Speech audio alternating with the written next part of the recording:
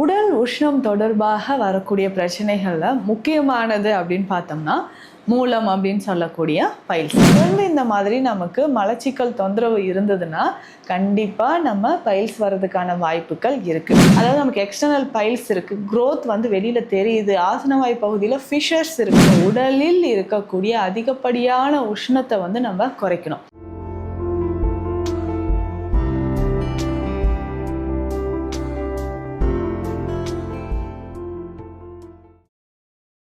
வரம் நேயர்களுக்கு வணக்கம். நான் டாக்டர் நித்யா, சித்தா ஃபிசிஷியன். உடல் உஷ்ணம் தொடர்பாக வரக்கூடிய பிரச்சனைகளில் முக்கியமானது அப்படின்னு பார்த்தோம்னா மூலம் அப்படின்னு சொல்லக்கூடிய பைல்ஸ். இந்த பைல்ஸ் தொந்தரவு நிறைய பேருக்கு இருக்கும். இந்த பைல்ஸ் பிரச்சனையை நம்ம எப்படி சரி செய்யலாம், இது வந்து ரொம்ப முக்கியமான ஒரு விஷயம்னு சொல்லலாம். ஏன்னா நிறைய பேருக்கு உடல் உஷ்ணத்தினால ஆசனவாய் பகுதியில் ஆனஸில் இருக்கக்கூடிய ஒரு பிரச்சனை. இதில் நமக்கு ஆனஸ் ரீஜியனில் தான் அதிகமான பிளட் ஃப்ளோ இருக்குதுன்னு சொல்லலாம். நம்ம பாடியில் இருக்கக்கூடிய டெம்பரேச்சரை விடவே 1 or 2 degrees நமக்கு ஆனஸில் உஷ்ணம் அதிகமாகவே இருக்கும். ஸோ ரொம்ப நேரம் உட்காந்துட்டே வேலை பார்க்குறவங்க, ட்ராவல் பண்ணுறவங்க, நிறைய தூரம் ட்ராவல் பண்ணுறவங்க, ஸோ அந்த உஷ்ணத்தினால அந்த சீட்லாம் வந்து பார்த்தோம்னா ஹீட்டு, நிறைய பேருக்கு ஹீட் ஆகும், அதுவும் இந்த சம்மர் டைமில். ஸோ அந்த மாதிரி உட்காந்துட்டே ஒர்க் பண்ணுறது இல்லை ட்ராவல் பண்ணுறது, ஸோ இந்த மாதிரி இருக்கக்கூடியவங்களுக்கு தான் அதிகமாக இந்த பைல்ஸ் பிரச்சனை ஏற்படுது. இன்னும் ஒரு சிலருக்கு பார்த்தோம்னா ஏற்கனவே நான் வந்து இந்த ஹெமராய்ட்ஸ் இருந்ததுங்க, சர்ஜரி பண்ணிட்டேன், திரும்பவும் ஒரு 2 yearsக்கு அப்புறம் திரும்ப க்ரோத் ஆகுது, திரும்ப சர்ஜரி பண்ணிட்டேன், இது வரைக்கும் நான் 2 முறை சர்ஜரி பண்ணியிருக்கேன், இல்லை 3 முறை பண்ணியிருக்கேன், திரும்பவும் இந்த ப்ராப்ளம் இருக்குன்னா இந்த மூல பிரச்சனைக்கு ஒரு அடிப்படையான ஒரு பேசிக் ரீசன் காரணம் அப்படின்னு பார்த்தோம்னா நம்மளுடைய உடல் உஷ்ணம். இந்த உடல் உஷ்ணத்தை தாண்டி நம்மளுடைய லைஃப் ஸ்டைல் அப்படின்னு சொல்லலாம். என்னென்னா உணவு முறைகள், காரமாக ஸ்பைசியாக அதிகமாக அசைவ உணவுகள், அதுலேயும் முக்கியமாக இந்த பிராய்லர் சிக்கன் சாப்பிடக்கூடிய நிறைய நபர்களுக்கு, ஏன்னா இன்றைக்கு வந்து நிறைய பேரோட ஃபேவரட் அப்படின்னு சொன்னால் நான்வெஜ்ஜில் இதுதான். ஸோ அப்போ சிக்கன் நிறைய சாப்பிடக்கூடிய நபர்களுக்கு இந்த பைல்ஸ் பிரச்சனை இருக்குது. ஸோ இன்றைய காலகட்டத்தில் வந்து பார்த்தோம்னா இந்த மோஷன் பிரச்சனை, அதாவது மலச்சிக்கல் அப்படின்னு சொல்கிறது, நான் 1/2 hour கூட உட்காந்துருக்கேங்க, டாய்லெட்டில் உட்காந்துருக்கேன், ஆனால் எனக்கு வந்து மலம் வெளியேறவே இல்லை, 2 நாள் ஆகிடுது, 3ஆவது நாள் நானே வலுக்கட்டாயமாக போய் மோஷனில் போகணுன்ட்டு உட்காந்தாலும் எனக்கு வந்து இந்த பிரச்சனை இருந்துக்கிட்டே இருக்குது அப்படின்னு சொல்லுவாங்க. 1/2 மணி நேரம் உட்காந்து கூட எனக்கு சரியாக வரல, எனக்கு வந்து பவல் வந்து கம்ப்ளீட்டாக எம்டியான மாதிரி ஒரு ஃபீலே கிடையாதுங்க அப்படின்னு சொல்லிட்டு வருத்தப்படுவாங்க. இதனால் என்ன ஆகும்னா இந்த மூல பிரச்சனையோ இல்லை கான்ஸ்டிபேஷனோ இருக்கும்பொழுது அல்சர் பிரச்சனை வருவதற்கும், சருமத்தில் பல நோய்கள், தடிப்புகள், அரிப்பு, ஸ்கின்ல வந்து ஒரு இச்சிங் ஏற்பட்டுக்கிட்டே இருக்கும், நமக்கே தெரியாமல் அரிப்பு ஏற்படுறத நம்ம பார்க்குறோம். இந்த மாதிரி நிறைய கம்ப்ளைண்ட்ஸ் ஏற்படுது. ஸோ இதை நம்ம வந்து சரி செய்யணும், இதை வந்து கொஞ்சம் கொஞ்சமாக நம்ம வந்து சரி செஞ்சுக்கிட்டு வரணும் அப்படின்னா நம்ம உடலில் இருக்கக்கூடிய அதிகப்படியான உஷ்ணத்தை வந்து நம்ம குறைக்கணும். ஸோ உஷ்ணம் குறைக்கும் பொழுது நமக்கு என்ன ஆகுதுன்னா கொஞ்சம் கொஞ்சமாக இந்த பைல்ஸ் பிரச்சனையிலேருந்து விடுபடலாம். உணவு முறைகள் அப்படின்னு சொல்லும் பொழுது நீர் சத்து இருக்கக்கூடிய காய்கறிகள், அதுக்கு அடுத்தது ஃபைபர் கண்டென்ட் ரொம்ப இம்பார்ட்டன்ட். ஸோ மலச்சிக்கல் ஏற்படுவதற்கு முக்கியமான காரணம் ட்ரை ஸ்டூல்ஸ் அப்படின்னு சொல்லலாம். மலம் வந்து ரொம்ப வறண்டு போய் இருக்கிறதுனால மோஷனே வெளிப்படுத்தவே முடியாத மாதிரி இருக்குது. இதை தாண்டி ஐபிஎஸ் அப்படின்ற கண்டிஷன், சாப்பிட்ட உடனே மோஷன் போவாங்க, ஆனால் இந்த ஐபிஎஸ் கண்டிஷன்லேயும் ஒரு சிலருக்கு கான்ஸ்டிபேஷனும் ஏற்படுது, மலச்சிக்கலும் ஏற்படுது அப்படின்னு சொல்லலாம். ஸோ தொடர்ந்து இந்த மாதிரி நமக்கு மலச்சிக்கல் தொந்தரவு இருந்ததுன்னா கண்டிப்பாக நம்ம பைல்ஸ் வர்றதுக்கான வாய்ப்புகள் இருக்குது. ஒருவேளை எனக்கு ஆல்ரெடி பைல்ஸ் இருந்துச்சுங்க, உள்ளே வந்து பார்த்தோம்னா நமக்கு ஆனஸ்க்கு உள்ள சின்னதாக ஒரு க்ரோத் இருக்குது, நல்லாவே தெரியுது. ஸோ அது வந்து வெளியில் சம்டைம்ஸ் எனக்கு மோஷன் போகும்போது வெளியில் தெரியுது, இல்லை உள்ளேயே இருந்து மோஷன் போகும்போதெல்லாம் அதிகமான வலி, ஒரு பர்னிங் சென்சேஷன், தாங்க முடியாத பெயின், அதனோட சேர்த்து ப்ளீடிங் வருது அப்படின்னு நிறைய பேர் சொல்லுவாங்க. ஸோ இந்த மாதிரி லைட்டாக நமக்கு வந்து ப்ளீடிங் இருக்குது, ரத்த கசிவு இருக்குன்னா நாளடைவில் அது நம்ம உடலில் வந்து இருக்கக்கூடிய மொத்த ரத்தமும் வெளியேறுவதற்கு வாய்ப்பாக இருந்துடும்.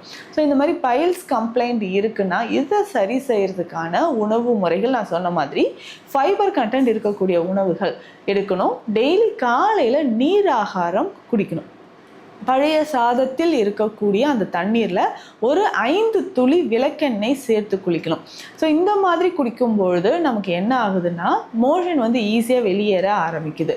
ஸோ ஒரு நீராகாரம் ஒரு 200 mlனா 5 துளி விளக்கெண்ணெய் விட்டுட்டு காலையில் வெறும் வயிற்றில் அதை குடிச்சிடணும். ஸோ குடிக்கும்பொழுது ஒரு அரை மணி நேரத்தில் நமக்கு என்ன ஆகுதுன்னா ஃப்ரீயாக மோஷன் போக ஆரம்பிக்கும். ஸோ ஃபஸ்ட்டு இது ஸ்டார்ட் பண்ணும்போது ஒரு 2 நாட்கள் கொஞ்சம் சிரமமாக இருக்கும்.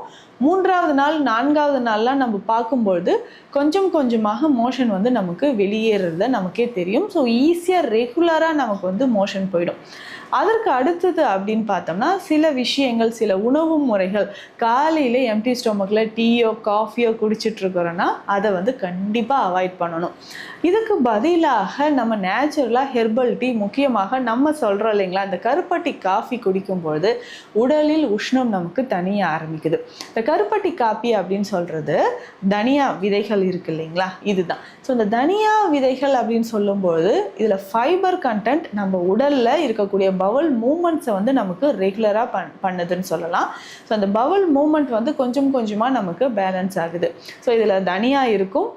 தனியா வந்து ஒரு 100 கிராம் எடுக்கிறோன்னா மிளகு ஒரு 10 கிராம், சீரகம் 10 கிராம் எடுத்துக்கணும். ஸோ இதனோட சிற்றரத்தை இருந்தால் 10 கிராம், சுக்கு 10 கிராம், ஏலக்காய் 10 கிராம், இது எல்லாமே சேர்த்து அதாவது லேசாக வறுத்து நம்ம டீ பவுடர் மாதிரி பொடி பண்ணிக்கணும். தினமும் காலையில் இந்த டீயை குடிக்கும்பொழுது ரொம்ப சோர்வாக இருக்குது, இல்லை குடல் பகுதியில் எனக்கு கான்ஸ்டிபேஷன் இருக்குன்னா இதை குடிக்கலாம். சர்க்கரை நோயாளிகள் இதில் வந்து நம்ம கருப்பட்டி சேர்க்காமல் நம்ம குடிச்சிட்டு வரணும். ஸோ தினமும் இந்த டீயை குடித்தாலே நமக்கு கொஞ்சம் கொஞ்சமாக அந்த மலச்சிக்கல் தொந்தரவு குறைய ஆரம்பிக்கும். அதே மாதிரி பைல்ஸ் இருக்கிறவங்களும் இதை ஃபாலோ பண்ணலாம். சித்த மருத்துவத்தில் குங்குலிய வெண்ணெய் அப்படின்ற ஒரு மெடிசன் இருக்குது. ரொம்ப ரொம்ப ரொம்ப எக்ஸலண்ட்டான ஒரு மெடிசன். ஏன்னா இது குங்குலியம் அப்படின்னு சொன்னாலே உடல் உஷ்ணத்தை வந்து குறைக்கக்கூடியது தான். நிறைய மருந்துகளில் இந்த குங்குலியம் சேருது. தைல வகைகளாக இருக்கட்டும், அதுக்கப்புறம் நம்ம சேர்க்கக்கூடிய சூரண வகைகள், மாத்திரைகள், ஸோ இந்த மாதிரி நிறைய மருந்துகளில் குங்குலியம் சேருது. பற்ப வகைகள்லையும் இது சேருது.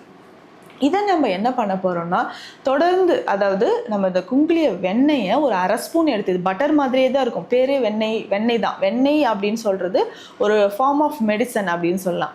ஸோ இது வந்து ஒரு 1/2 ஸ்பூன் எடுத்து இதில் ஏலக்காய் பொடி ஒரு 2 சிட்டிகை அளவு சேர்த்து நல்லா குழைச்சி டெய்லி காலையில் உணவுக்கு முன் இந்த வெண்ணெயை நம்ம சாப்பிடணும்.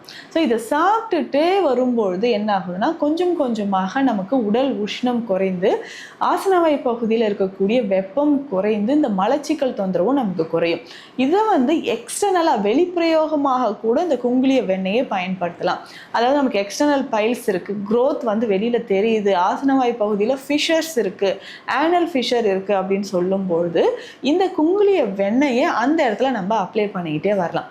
இதை தாண்டி வந்து பார்த்தோம்னா நம்ம கிளினிக்கில் ஸ்பெஷலாக கொடுக்கக்கூடிய ஒரு மெடிசன் இருக்குது, மூல நிவாரணி அப்படின்னு சொல்லக்கூடிய ஒரு சூரணம் இருக்குது. இந்த சூரணம் எப்படின்னு பார்த்தோம்னா நம்ம உடலில் இருக்கக்கூடிய உஷ்ணத்தை குறைக்கக்கூடிய அளவுக்கு இதில் வந்து மூலிகைகள் சேர்ந்துருக்கு. இந்த மூலிகைகள் எல்லாமே நம்ம கற்றாழை சாறு விட்டு பாவனை செய்து செய்யக்கூடியது தான். இதில் மூலிகைகள் அப்படின்னு பார்த்தோம்னா முக்கியமாக நிலாவாரை சூரணமும் கடுக்காயும் தாண்டிக்காயும் முக்கியமான மூலிகைகளாக இருக்குது. அதனோடு சேர்த்து வல்லாரை, கரிசலாங்கண்ணி, துத்தி, இந்த மூலிகைகளோட இலை பொடியும் இருக்குது. ஸோ இதை வந்து கற்றாழை சாறு விட்டு நல்லா கலந்து வெயிலில் வச்சு எடுக்கணும். இதே மாதிரி 3 முறை செய்து எடுத்த இந்த சூரணத்தை நம்ம எப்படி இதை சாப்பிடணும்னா மோரில் கலந்து குடிக்கணும். ஸோ இது வந்து எடுக்கும்பொழுது, இந்த மூல நிவாரணி சூரணம் எடுக்கும்பொழுதே ஒரு 7லேருந்து 10 நாட்களுக்குள்ளாவே நமக்கு வந்து நல்லாவே ஒரு டிஃப்ரென்ஸ் தெரியுது. ஸோ ரொம்ப ப்ளீடிங் இருக்குது, மோஷன் போகும்போது எனக்கு எரிச்சல் இருக்குது அப்படின்னு சொல்கிறவங்க இந்த சூரணத்தை பயன்படுத்தலாம். ஸோ தொடர்ந்து இதை வந்து நம்ம பயன்படுத்தும் பொழுது, ஸோ காலை இரவு 2 வேளையுமே இந்த சூரணத்தை நம்ம பயன்படுத்தும் பொழுது கொஞ்சம் கொஞ்சமாக இந்த மூல பிரச்சனையிலிருந்து நம்ம வெளிவரலாம். ஸோ இதோட பெனிஃபிட்ஸ் என்னன்னா குடல் பகுதியை வந்து சுத்தமாக்குது, மலச்சிக்கல் தொந்தரவு இல்லாமல் நம்ம பார்த்துக்கலாம், உடல் உஷ்ணத்தையும் தணித்து மூல பிரச்சனையிலிருந்து நமக்கு விடுபடலாம். ஸோ இதை தாண்டி வாரம் 2 முறை எண்ணெய் குளியல் ரொம்ப ரொம்ப அவசியம். ஸோ மூல பிரச்சனை இந்த சம்மர் டைமில் நிறைய பேருக்கு அதிகமாகுது. ஸோ இதை சரி செய்யணும்னா சொன்ன மாதிரியான உணவு முறைகளோடு மருந்துகளோ நம்ம ஃபாலோ பண்ணிட்டு வந்தோம்னா கொஞ்சம் கொஞ்சமாக இந்த மூல பிரச்சனையிலிருந்து நிரந்தரமாக வெளிவரலாம். ஸோ உங்களுக்கு பைல்ஸ் இல்லை ஃபிஸ்டுலா இல்லை உடல் உஷ்ணம் தொடர்பாக மருத்துவ ஆலோசனைகள் தேவைப்பட்டால் ஸ்க்ரீனில் இருக்கிற நம்பருக்கு கான்டாக்ட் பண்ணுங்கள். மீண்டும் அடுத்த பதிவில் சந்திக்கலாம். நன்றி.